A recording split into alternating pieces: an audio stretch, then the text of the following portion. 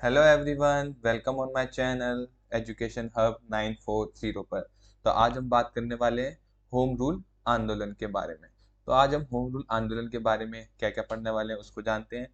तो home rule आंदोलन का परिचय क्या है, इसका स्थान क्या है, इसके समय वायसराय कौन थे, इसकी शुरुआत कैसे हुई और इसका पतन कैसे हुआ, तो इन सब चीज़ों के बारे में हम जानेंगे।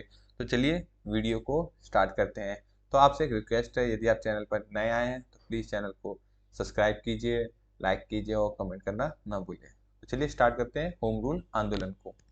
तो होम रूल आंदोलन का उद्देश्य कनाडा और ऑस्ट्रेलिया जैसे देशों में तर्ज पर ब्रिटिश साम्राज्य के तहत भारत के लिए होम रूल या प्रभुत्व का दर्जा प्राप्त करना था। तो यह आंदोलन दो होम रूल लीगों के माध्यम से चलाया गया था। अब ये दो होम रूल लीग क्या थे, इनको भी हम आगे जानेंगे। तो 1913 में जब एनी बेसेंट इंग्लैंड गई तो आयरलैंड की होम रूल लीग ने उनको सुझाव दिया कि भारत को स्वतंत्र करने के लिए होम रूल आंदोलन को शुरू करना चाहिए। तो हम जानेंगे कि होम रूल आंदोलन था क्या। तो सीधे सीधे कहने का मतलब ये है कि होम रूल आंदोलन का उद्देश्य था कि जो ब्रिटिश सरकार है तो वह भारत के निजी मामलों में दखल ना दे। यदि वह सरकार चला रही है तो वह भारी रूप से करे, उनके आंतरिक मामलों में कोई दखल ना दे, जो कि ब्रिटिश सरकार दिन ब दिन उनका दखल बढ़ता ही जा रहा था। तो इसे रोकने के लिए होम रूल आंदोलन की शुरुआत की गई थी। तो जो होम रूल आंदोलन का मुख्य उद्देश्य था स्वराज्य की प्राप्ति यानी स्वशासन की मांग थी। क्लियर। तो अब इसका स्थान क्या था, तो इसका स्थान था बेलगांव पुणे। तो सबसे पहले भारत में जो होम रूल आंदोलन हुआ था कहाँ हुआ था, बेलगांव पुणे में हुआ था। समय क्या था इसका, 28 अप्रैल 1916। ठीक है, याद रखिएगा समय क्या था, 28 अप्रैल 1916। अब इसके संस्थापक कौन थे, तो बाल गंगाधर तिलक और एनी बेसेंट इसके संस्थापक थे। तो इनके बारे में हम जानेंगे कि इन्होंने कैसे कैसे किया। तो आगे बढ़ते हैं। तो अब हम बात करेंगे वायसराय के बारे में। तो उस समय जब होम रूल आंदोलन शुरू हुआ था तो भारत का वायसराय कौन था, तो भारत के वायसराय थे लॉर्ड हॉर्डिंग। कौन थे, भारत के वायसराय लॉर्ड हॉर्डिंग भारत के वायसराय थे। क्लियर। तो भारत के वायसराय जब ये बने थे यानी इनका जो पीक चल रहा था, आखिरी समय चल रहा था, तभी होम रूल आंदोलन की शुरुआत यानी घोषणा हुई थी। तो किसके समय काल में हुई थी, लॉर्ड हॉर्डिंग के समय काल में इसकी शुरुआत हुई थी। क्लियर। अब बात करते हैं होम रूल आंदोलन का उद्देश्य क्या था। तो होम रूल लीग का उद्देश्य स्वशासन की मांग या स्वशासन प्राप्त करना था। स्वशासन का मतलब जो भारत के आंतरिक मामले हैं उनको वह खुद ही चला सके, ना कि ब्रिटिश सरकार। तो यही था होम रूल आंदोलन की उद्देश्य, होम रूल आंदोलन की मांग। ठीक है। और इसमें क्या था, जो भारतीय राष्ट्रीय कांग्रेस थी, जो नई नई थी, जो उसको उभर कर लाना था, तो वे इसके माध्यम से भी आगे बढ़ रही थी। तो होम रूल आंदोलन में सहयोग किसका था, भारतीय राष्ट्रीय कांग्रेस का भी सहयोग था। तो इसका कारण क्या था कि राष्ट्रीय पार्टी के बराबर करना, किसको बराबर करना, भारतीय राष्ट्रीय कांग्रेस को। क्लियर।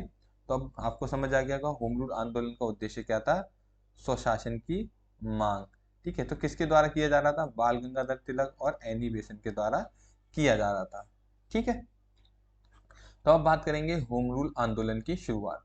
तो जो होम रूल आंदोलन की शुरुआत मैंने आपको स्टार्टिंग में ही बताई कि कब हुई थी, ये अप्रैल में हुई थी, यानी 28 अप्रैल 1916 को इसकी शुरुआत हुई थी।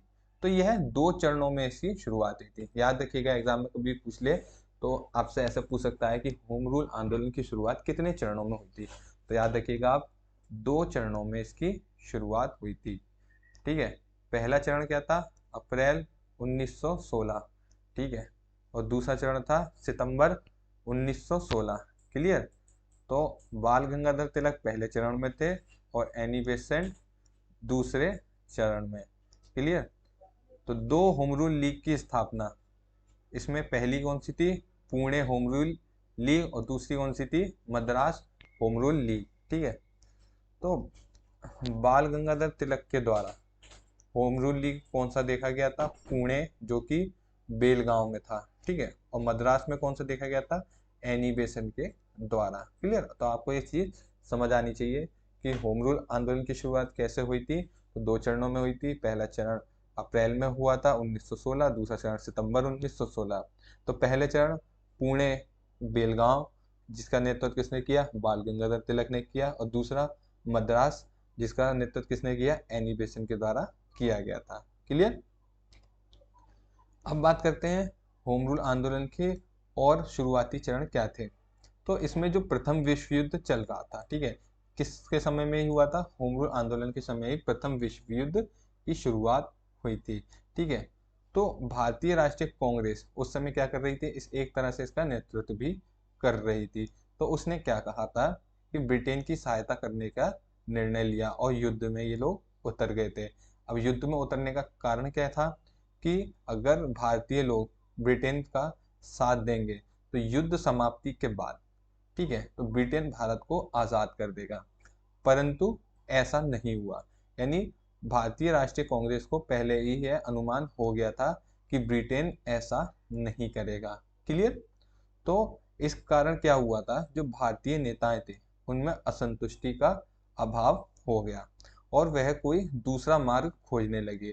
तो यही कारण था कि होम रूल आंदोलन की शुरुआत हुई, होम रूल आंदोलन का जन्म हुआ। और इसका उद्देश्य क्या निकला कि स्वराज्य की प्राप्ति यानी स्वशासन की मांग, जो कि इसका कारण था कि जो ब्रिटिश सरकार थी वह भारतीयों के आंतरिक मामलों में दखल ना दे। और इस आंदोलन में शस्त्रों का प्रयोग नहीं किया गया था। याद रखिए, जो शस्त्र थे उनका प्रयोग नहीं किया गया था इस आंदोलन में। क्लियर। तो ये था होम रूल आंदोलन की शुरुआत किस तरीके से हुई। अब आगे जानते हैं इसका पतन कैसे हुआ।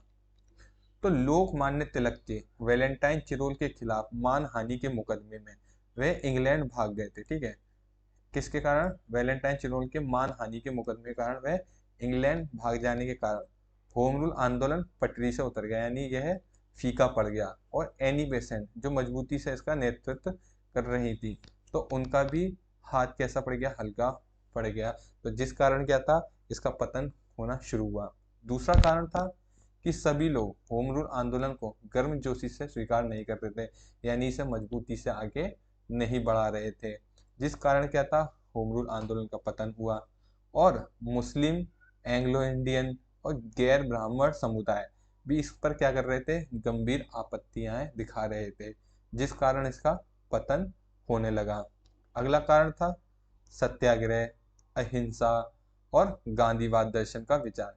यानी जो लोग थे वे गांधीवाद पर ज्यादा थे, यानी गांधीवाद अहिंसा के मार्ग पर चलने वाले लोग थे, जो कि होम रूल आंदोलन को आगे नहीं बढ़ा पा रहे थे।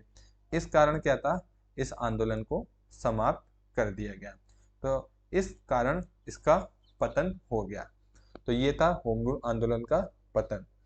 तो आज हमने पढ़ा होम रूल आंदोलन का परिचय, होम रूल आंदोलन का स्थान, होम रूल आंदोलन में संस्थापक कौन कौन थे, ये कहाँ शुरू हुआ, इसके चरण कितने थे, हमने सभी के बारे में अच्छे से जाना, जो कि आपके एग्जाम के लिए काफ़ी इम्पोर्टेंट है और इससे क्वेश्चन भी बनते हैं। उम्मीद है आपको वीडियो काफ़ी अच्छा लगा होगा। यदि आपको वीडियो अच्छा लगा हो तो प्लीज़ चैनल को लाइक कीजिए, कमेंट कीजिए और सब्सक्राइब करना ना भूलिएगा। धन्यवाद।